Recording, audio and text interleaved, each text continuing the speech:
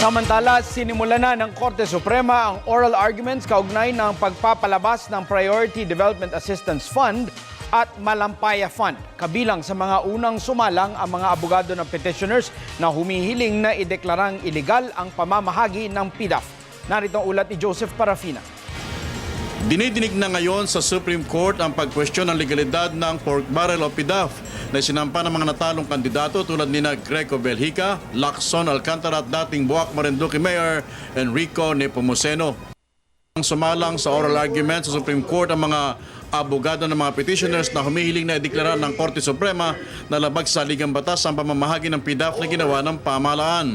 Tayong 13 justices lamang ang present sa oral argument na kung sa'y nag-inhibit kasi si Justice Velasco samantalang si Justice Villaranan ay nakasick leave.